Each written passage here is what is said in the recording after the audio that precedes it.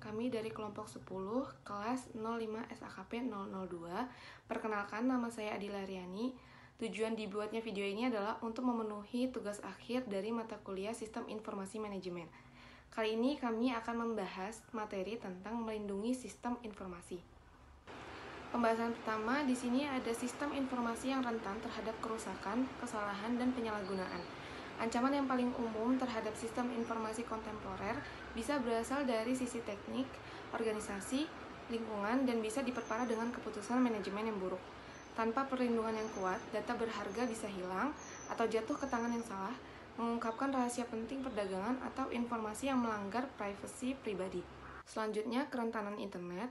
Komputer yang selalu terhubung ke internet lebih terbuka untuk penetrasi oleh pihak luar karena menggunakan alamat internet tetap yang dapat dengan mudah diidentifikasi. Layanan telepon berbasis internet lebih rentan daripada jaringan suara karena kebanyakan VoIP traffic melalui internet publik tidak dienkripsi, sehingga siapapun dengan jaringan dapat mendengar pada percakapan. Kerentanan juga meningkat dengan meluaskan pengguna email, instant message, dan program peer-to-peer file sharing. Email dapat berisi lampiran yang berfungsi sebagai springboard untuk perangkat lunak berbahaya atau akses tidak sah ke sistem internal perusahaan. Karyawan dapat menggunakan email untuk mengirimkan rahasia, perdagangan yang berharga, data keuangan, atau informasi rahasia pelanggan kepada penerima yang tidak sah. Selanjutnya, ada tantangan keamanan jaringan komputer. Area lokal jaringan dapat dengan mudah ditembus oleh pihak luar dengan laptop, kartu wireless, antena eksternal, dan hacking software. Wi-Fi dirancang untuk memudahkan menemukan server set yang disiarkan beberapa kali dan dapat dengan mudah dibobol menggunakan program sniper. Selanjutnya ada perangkat lunak berbahaya. Perangkat lunak yang berbahaya itu ada 4, yaitu yang pertama virus, yang kedua worm, yang ketiga Trojan horse, dan yang keempat spyware hacker. Virus komputer adalah program jahat yang menempel pada program lain atau file data saat dieksekusi. Saat ini banyak serangan dari worm, yaitu program komputer jahat independen yang menyalin diri dari satu komputer ke komputer lain melalui jaringan. Worm dapat beroperasi sendiri tanpa menempel pada file program komputer lain. Trojan horse adalah program yang tampaknya jinak tetapi kemudian melakukan sesuatu yang lain dari yang diharapkan. Trojan horse sendiri bukanlah virus karena tidak menggandakan diri sendiri, tetapi sering merupakan cara masuk bagi virus atau kode berbahaya lainnya ke dalam sistem komputer. Beberapa spyware juga bertindak sebagai program berbahaya. Program kecil ini menginstalkan diri sendiri di komputer secara diam-diam untuk memantau aktivitas pengguna berselancar di web. Hacker dan kejahatan komputer. Hacker dan cracker mendapatkan akses tidak sah dengan mencari kelemahan dalam perlindungan keamanan situs web dan sistem komputer. Kegiatan hacker telah meluas melebihi sekedar instruksi sistem, namun mencakup pencurian barang dan informasi serta cyber vandalism, yaitu merusak situs web atau sistem informasi perusahaan. Peretas yang menampilkan perilaku merusak disebut crackers, mereka juga disebut black hat. Orang-orang yang menentang penyalahgunaan sistem komputer dan berusaha membobol sistem jaringan semata-mata untuk memberitahu pemilik akan kelemahan sistemnya disebut white hat. Namun, beberapa yang melakukan untuk ketenaran juga, untuk mendapatkan pekerjaan dengan perusahaan-perusahaan top, inilah yang disebut grey hat. Beberapa ahli komputer jenius yang terkenal pernah menjadi peretas yang kemudian menggunakan keterampilan mereka untuk pengembangan teknologi yang konstrusif. Spoofing and snapping. Hacker sering memalsukan identitas mereka atau menggunakan alamat email palsu atau menyamar sebagai orang lain. Spoofing mungkin juga melibatkan mengarahkan link web ke alamat yang palsu. Snapping adalah program penyadapan yang memonitor informasi yang melewati jaringan. Ketika digunakan secara sah, snapper membantu mengidentifikasi potensi masalah pada jaringan.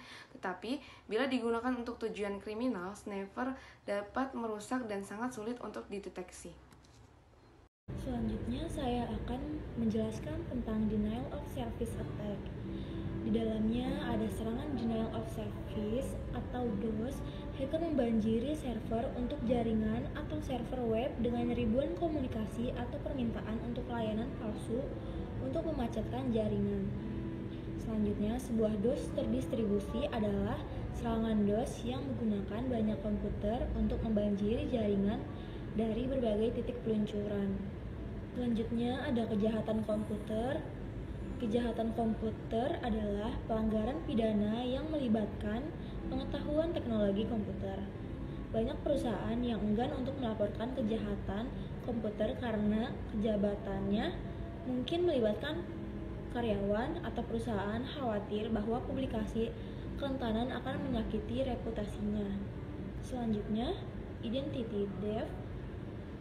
Kejahatan pencurian identitas ini terjadi di mana seorang penipu memperoleh potongan informasi pribadi seperti nomor KTP, nomor SIM, atau nomor kartu kredit untuk menyamar sebagai orang lain yang digunakan untuk memperoleh kredit, barang, atau jasa atas nama korban.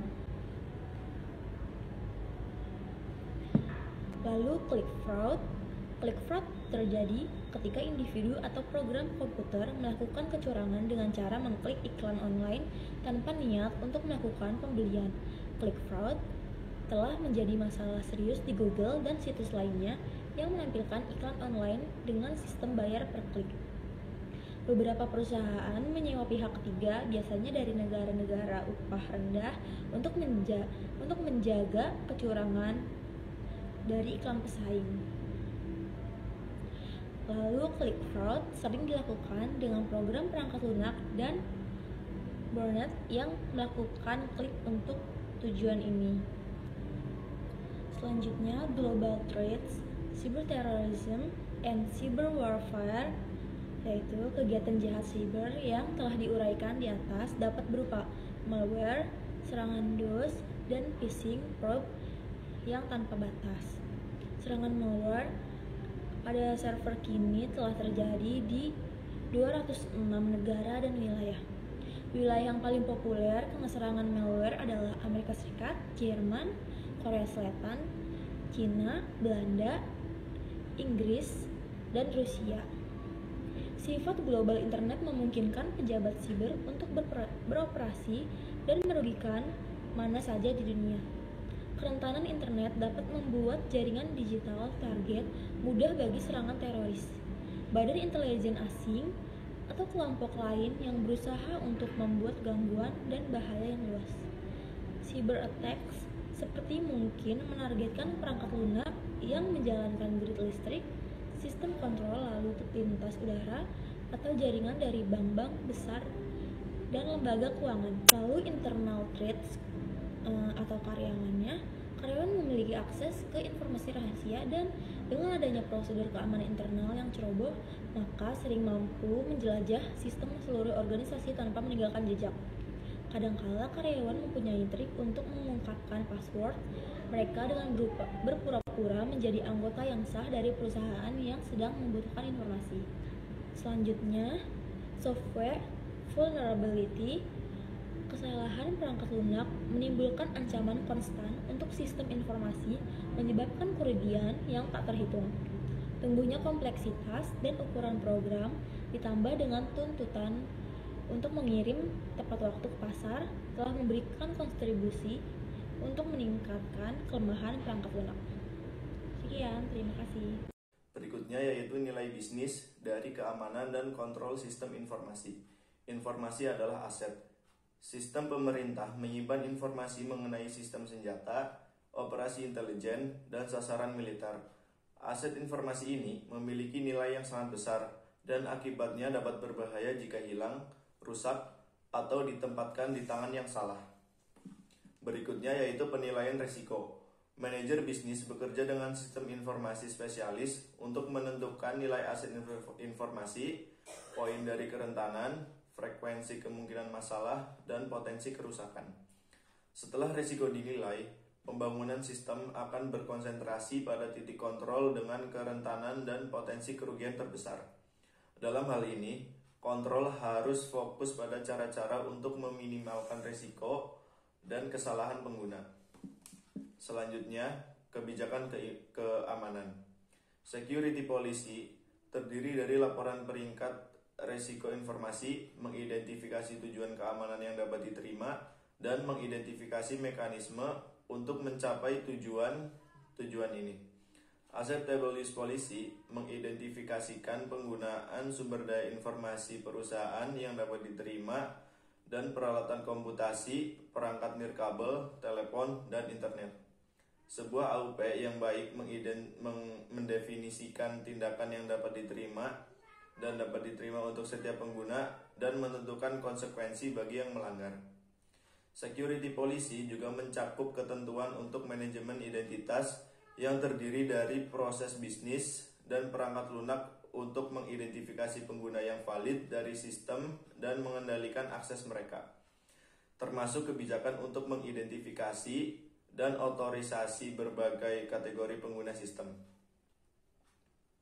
Menentukan sistem atau bagian apa dari sistem, proses dan teknologi yang diperbolehkan diakses oleh setiap pengguna dengan autentikasi pengguna dan melindungi identitas pengguna. Berikutnya yaitu Disaster Recovery Planning atau DRP dan Business Continuity Planning atau BCP. DRP membuat rencana-rencana untuk pemulihan jasa komputasi dan komunikasi setelah mereka terganggu. DRP berfokus terutama pada masalah teknis yang terlibat dalam menjaga sistem selalu hidup dan berjalan. BCP berfokus pada bagaimana perusahaan dapat mengembalikan operasi bisnis setelah bencana terjadi. BCP mengidentifikasi proses bisnis kritis dan menentukan rencana aksi untuk menangani fungsi mission critical jika sistem turun. Selanjutnya, peran audit. Audit sistem informasi memeriksa lingkungan keamanan perusahaan secara keseluruhan serta kontrol yang mengatur individu sistem informasi. Auditor harus melacak aliran transaksi sampel melalui sistem dan melakukan tes menggunakan jika diperlukan, menggunakan perangkat lunak audit otomatis. Sistem informasi audit juga dapat memeriksa kualitas data. Selanjutnya, hukum dan regulasi yang dibutuhkan untuk mengelola rekaman elektronik. Perusahaan menghadapi kewajiban hukum baru untuk retensi dan penyimpanan catatan elektronik serta untuk perlindungan privasi. Pada industri perawatan kesehatan perlu untuk mematuhi Health Insurance Portability and Accountability Act atau HIPAA tahun 1996. HIPAA menguraikan aturan keamanan dan privasi medis dan prosedur untuk menyederhanakan administrasi penagihan perawatan kesehatan dan mengotomatisasi transfer data kesehatan antara penyedia layanan kesehatan, pembayar, dan rencana. Perusahaan penyedia jasa keuangan perlu mematuhi Financial Services Modernization Act of 1999, lebih dikenal sebagai Gramm-Leach-Bliley Act. Tindakan ini mengharuskan lembaga keuangan untuk menjamin keamanan dan kerahasiaan data pelanggan. Data harus disimpan pada media yang aman, dan langkah-langkah keamanan harus ditegakkan untuk melindungi data tersebut pada media penyimpanan dan selama pengiriman. Perusahaan publik perlu mematuhi Public Company Accounting Reform and Investor Protection Act of 2002 yang lebih dikenal dengan Sarbanes-Oxley Act setelah para sponsor Senator Paul Sarbanes dari Maryland dan perwakilan Michael Oxley dari Ohio. Undang-undang ini dirancang untuk melindungi investor setelah skandal keuangan di Enron, WorldCom, dan perusahaan publik lainnya. Selanjutnya, bukti elektronik dan forensik komputer. Forensik komputer adalah koleksi ilmiah, pemeriksaan, autentikasi, pelestarian, dan analisis data yang dilaksanakan atau diambil dari media penyimpanan komputer dalam sedemikian rupa sehingga informasi tersebut dapat digunakan sebagai bukti di pengadilan. Forensik komputer berkaitan dengan masalah-masalah berikut. Yang pertama, memulihkan data dari komputer sambil menjaga integritas bukti. Yang kedua, menyimpan dan menangani data elektronik yang dipulihkan dengan aman. Yang ketiga, mencari informasi yang signifikan dalam volume besar data elektronik. Dan yang terakhir, menyajikan informasi ke pengadilan. Demikian presentasi yang dapat kami sampaikan, kurang lebihnya mohon maaf. Wassalamualaikum warahmatullahi wabarakatuh.